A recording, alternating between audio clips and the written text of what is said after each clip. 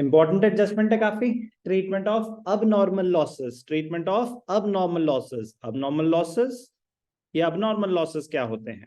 Abnormal losses like loss by fire, loss by theft, loss by accidents etcetera. Basically ऐसे losses जिनके आप insurance करा सकते हैं। नॉर्मल लॉसेस होते हैं जो नेचर ऑफ द प्रोडक्ट है। नॉर्मल लॉसेस की इंश्योरेंस नहीं होती। नॉर्मल लॉस मतलब कि फॉर एग्जांपल आप कि पेट्रोल की कंपनी है, तो जब ट्रांसपोर्टेशन होती है पेट्रोल की, टैंकर में जा रहा है एक जगह से दूसरी जगह, 1% 2% इवेपोरेट होगा ही होगा, कोई नहीं रोक सकता उसको, तो उसकी इंश्योरेंस नहीं हो सकती, उसकी इंश्योरेंस नहीं हो सकती। तो नॉर्मल लॉसेस होते हैं due to the nature of the product. Chemical factories में केमिकल की पिलफरेज मतलब लीकेज होगी ही होगी, 1% 2%, उसकी इंश्योरेंस नहीं हो सकती। पोल्ट्री फार्म में तो अंडे फूटेंगे फूटेंगे, तो एक एक्सटेंट तक इंश्योरेंस नहीं हो सकती कि पता है एक भी नहीं फूटना चाहिए, कह रहे हैं उसकी इंश्योरेंस नहीं है भैया, ठीक है ना। हाँ, गाड़ी का एक्सीडेंट हो गया उसमें अंडे फूट गए तो वो कवर हो जाएगा, लेकिन आपके क्रेट में एक अंडा फूट गया बड़ी नॉर्मल सी बात है, ट्रांसपोर्टेशन में इतनी पॉइंट। नॉर्मल लॉसेस होते हैं due to the nature of the product. अब नॉर्मल लॉसेस होते हैं due to negligence which can be insured against accident, theft और फायर। ठीक है जी। अब नॉर्मल लॉसेस, गुड्स डिस्ट्रॉय हो गए तो क्या हुआ, तो ध्यान से देखना।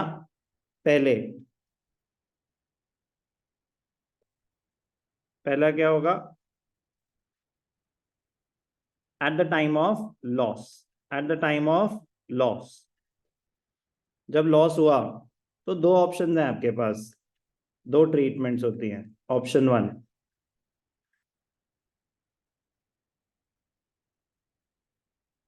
abnormal loss account debited to purchases account। abnormal loss basically question बताएगा, अगर फायर है तो आप देखेंगे loss by fire to purchases, accident है तो loss by accident to purchases, theft है तो loss by theft to purchases. अब इसमें हो क्या रहा है, आपने कुछ सामान खरीदा था जो कि परचेजेस में दिखा रखा है, अब वो सामान डिस्ट्रॉय हो गया, कह रहे फिर तो वो यूज नहीं हो पाएगा बिजनेस में, तो परचेजेस में से माइनस कर दो। परचेजेस में से माइनस कर दो, क्या लॉस है, लॉस बाय फायर में दिखाओ उसको। कहां दिखाओ? लॉस बाय फायर में। परचेजेस में से माइनस कर दो, वो लॉस बाय फायर है। ओके, अब ये कॉमन एंट्री है। कॉमन एंट्री का मतलब होता है गुड्स इंश्योर्ड हो या अनइंश्योर्ड हो। आपने इंश्योरेंस करा रखी है या नहीं करा रखी, पहली एंट्री तो ये होगी कि परचेजेस में से हटाओ और जो लॉस हुआ है उसमें दिखाओ। लॉस बाय फायर है तो लॉस बाय फायर में दिखाओ, और एक्सीडेंट है तो एक्सीडेंट में दिखाओ, जो भी है उस लॉस में दिखाओ, परचेजेस में से माइनस कर दो। Second,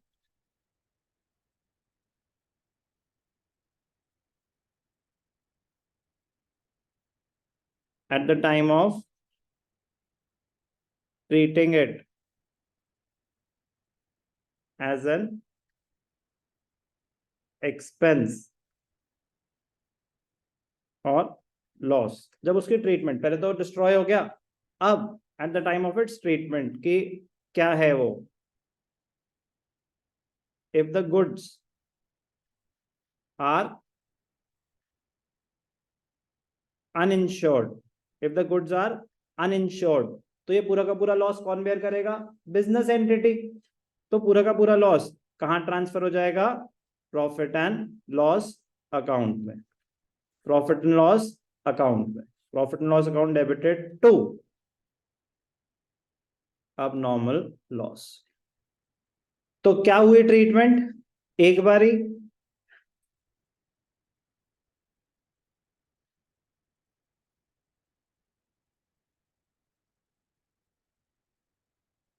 deducted from purchases,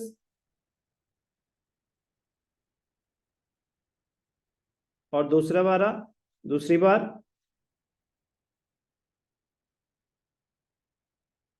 debited to PNL account. तो every transaction has two aspects. इसका पहला एस्पेक्ट क्या है? परचेजेस में से माइनस कर दो कि ये गुड्स अब आप बिजनेस में यूज नहीं कर पाए, तो परचेजेस में से हटाओ। कह रहे फिर, कह रहे आपका लॉस हुआ, लॉस बाय फायर, उसको, अब वो loss by fire, loss by theft, loss by accident, वो डायरेक्ट एक्सपेंस है या इनडायरेक्ट? इनडायरेक्ट एक्सपेंस है, तो उसको पीएनएल अकाउंट में डेबिट साइड पे दिखाओ। अबनॉर्मल लॉस कैटेगरी है, आपको स्पेसिफाई करना पड़ेगा कि कौन सा अबनॉर्मल लॉस हुआ है। क्वेश्चन बताएगा आपको कि फायर है, एक्सीडेंट है, तो मैं बस ये बता रहा हूँ कि वो लॉस का नाम आ जाएगा। एक बारी परचेज में से माइनस, एक बारी पीएनएल में डेबिट। कोई भी डाउट? सर आपने ये ऑप्शन 1 लिखा है, ऑप्शन 2 क्या है, ध्यान से देखना। Option 2,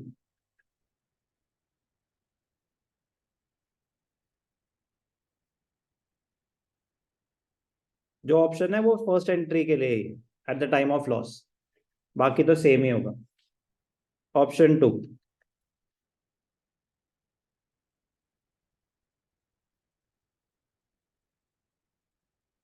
abnormal loss account debited to trading account, abnormal loss account debited to trading account। कह रहे एक ऑप्शन है कि उसको परचेज, जितना फॉर एग्जांपल आपका 10,000 रुपए का सामान डिस्ट्रॉय हो गया, आपने परचेज करी थी 1 लाख की, आपका डिस्ट्रक्शन कितने की हुई? 10,000 की। एक ऑप्शन है परचेजेस 1 लाख माइनस करके दिखा दो 10,000, तो नेट क्या रहा? 90,000।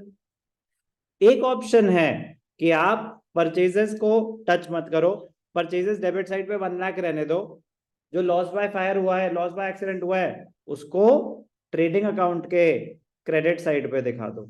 नेट इंपैक्ट सेम होगा, 1 लाख डेबिट, 10,000 क्रेडिट, नेट क्या रहेगा? 90,000 डेबिट्स। तो एक ऑप्शन है कि परचेज में से माइनस कर दो डायरेक्टली, एक ऑप्शन है कि ट्रेडिंग अकाउंट में क्रेडिट साइड पे दिखा दो।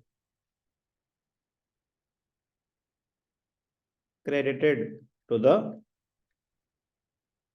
trading account, credited to the trading account same impact लाएगा कि आपने परचेजेस डेबिट करी 1 लाख, ट्रेडिंग अकाउंट में क्रेडिट साइड पे लिख दिया by loss by fire 10,000, net impact रहा 90,000 डेबिट।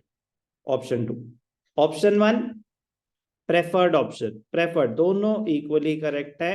आप प्लीज वही फॉलो करना स्कूल में जो आपके बोला गया है। अगर आपके स्कूल में परचेजेस वाला कर रहे हैं तो परचेजेस वाला ही करना, अगर आपके स्कूल में ट्रेडिंग अकाउंट में क्रेडिट कर रहे हैं लॉसेस, तो क्रेडिट कर देना। दोनों बातें इक्वली करेक्ट है, नेट रिजल्ट ग्रॉस प्रॉफिट दोनों में सेम आ रहा है, बट प्लीज वो फॉलो करना जो आपके स्कूल में बोला गया है। प्रेफर्ड ट्रीटमेंट ऑप्शन 1 होती है। उसके बाद कि गुड्स अनइंश्योर्ड है या इंश्योर्ड है, वो सेम है, वो सेम है, चाहे आप ऑप्शन 1 फॉलो करें चाहे ऑप्शन 2 फॉलो करें। तो अगर गुड्स अनइंश्योर्ड है तो पूरा का पूरा लॉस कौन बेयर करेगा? Business entity. जितना भी लॉस हुआ वो प्रॉफिट एंड लॉस अकाउंट को डेबिट हो जाएगा।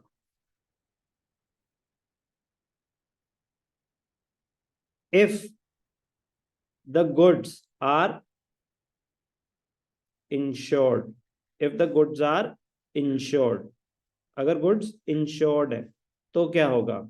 अगर आपने इंश्योरेंस करा रखी है तो आप क्लेम फाइल करेंगे, हो सकता है क्लेम एक्सेप्ट हो सकता है क्लेम रिजेक्ट हो। जरूरी थोड़ी ना कि आपको 100% क्लेम मिल जाए, जरूरी है? जरूरी नहीं है, हो सकता है मिल जाए, हो सकता है ना मिले। तो जितना क्लेम मिल गया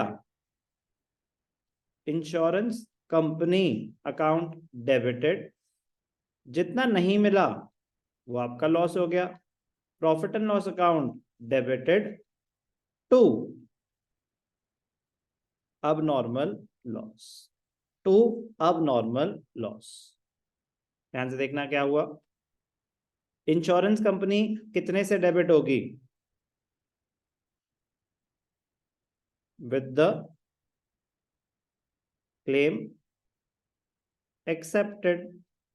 जितना क्लेम एक्सेप्ट हो गया, जितना भी क्लेम एक्सेप्ट हो गया इंश्योरेंस कंपनी डेबिट हो जाएगी। Profit and loss account with the claim rejected, with the claim rejected. जितना क्लेम एक्सेप्ट हुआ वो इंश्योरेंस कंपनी को डेबिट कर दो। सर इंश्योरेंस कंपनी को डेबिट कर दो क्यों? हमारे लिए क्या माना जाएगा? रिसीवेबल्स, हमारे रिसीवेबल्स बढ़ गए, हमारे रिसीवेबल्स बढ़ गए, हमने पैसे लेने हैं इंश्योरेंस कंपनी से। प्रॉफिट एंड लॉस अकाउंट जब क्लेम ही रिजेक्ट हो गया वो आपको लॉस बेयर करना पड़ेगा, अब normal loss account, total amount of the loss.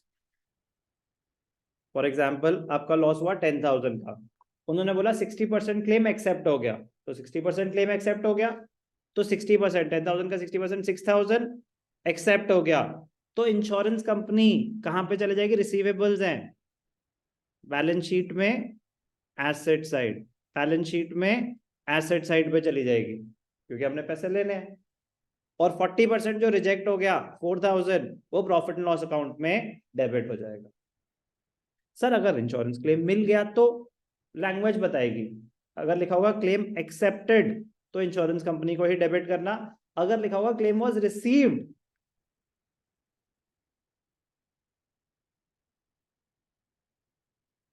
if it is specifically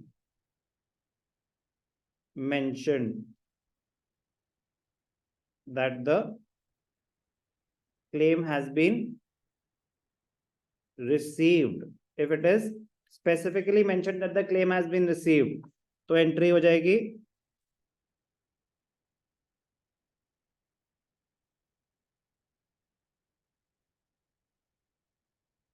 bank account debited, profit and loss account debited to abnormal loss account. तो same insurance company की जगह बाकी सब कुछ तो सेम रहेगा, इंश्योरेंस कंपनी की जगह हम किसको डेबिट कर देंगे? बैंक अकाउंट को, with the claim accepted and received. तो बैंक कहां पे होता है? Asset side of the balance sheet. कोई भी डाउट? तो लैंग्वेज बड़े ध्यान से पढ़ना, अगर लिखा हो क्लेम एक्सेप्टेड तो इंश्योरेंस कंपनी को ही डेबिट करना, क्लेम रिसीव्ड तो मिल चुका है ना पैसा, फिर रिसीवेबल कहाँ रहा? फिर बैलेंस शीट में जो आपका एसेट साइड पे बैंक बैलेंस आ रहा है उसमें ऐड कर देंगे। सर अगर ट्रायल बैलेंस में बैंक बैलेंस ही नहीं है, कैश बैलेंस है, तो थियोरेटिकली आप कैश में ही ऐड कर देंगे, वरना ऐसी कोई कंपनी नहीं है जिनका बैंक अकाउंट ना हो, ठीक है ना, मैंडेटरी होता है, बट हम तो थियोरेटिकली कर रहे हैं ना। तो थियोरेटिकली अगर आपके ट्रायल बैलेंस में बैंक बैलेंस एग्जिस्ट ही नहीं करता तो आप सारी चीजें कैश के थ्रू कर रहे हैं ना, इसका मतलब, तो फिर आप किसको डेबिट कर देंगे? कैश अकाउंट को। क्लियर? कोई भी डाउट? नहीं नहीं, वो तो जर्नल के प्रोसेस में होता है, फिर हमने लॉस तो दिखाया ही नहीं, हमने पहली एंट्री क्या पास करी? पहली एंट्री ये है, ये फर्स्ट एंट्री है। अब नॉर्मल लॉस डेबिटेड पड़ा हुआ है, तो loss by fire debited to purchases 10,000, purchase में से तो हटा दिया, 10,000 लॉस बाय फायर में पड़ा हुआ है। कह रहा है अब ये लॉस कौन बेयर करेगा? कह रहे हैं हम बेयर करेंगे, क्योंकि इंश्योरेंस तो है नहीं, तो फिर हमने पूरा का पूरा लॉस P&L अकाउंट में दिखा दिया। लेकिन अगर इंश्योरेंस क्लेम है, इंश्योरेंस आपके पास इंश्योरेंस ले रखी है आपने, तो ये सेकेंड एंट्री है। जर्नल में क्या होता है? जर्नल में 3 स्टेप्स होते हैं, पहले लॉस हुआ, फिर हमने क्लेम फाइल करा, फिर उसके बाद कुछ मिला कुछ नहीं मिला। तो अब मैं आपको फाइनेंशियल स्टेटमेंट में 2 ही स्टेप्स होते हैं, लॉस हुआ फिर सेकंड सेटलमेंट, या तो मिला या नहीं मिला। तो जो मैं बोल रहा हूँ मिला नहीं मिला, वो डायरेक्टली आप बैंक अकाउंट डेबिटेड टू, अगर पूरे पैसे मिल गए डायरेक्ट एंट्री होती है bank to abnormal loss. Journal में सीक्वेंस होती है कि आपने पहले इंश्योरेंस क्लेम फाइल करा, अब इंश्योरेंस क्लेम फाइल करा तो उसकी फाइनेंशियल स्टेटमेंट में अलग से कोई प्रेजेंटेशन नहीं होती ना, financial statement at the end of the year बना रहे, तो वो कह रहे ये बताओ कितना क्लेम एक्सेप्ट हुआ कितना रिजेक्ट हुआ, ठीक है ना? क्लियर? चलो सर कुछ एग्जांपल्स करके दिखाते हैं इसके। ओके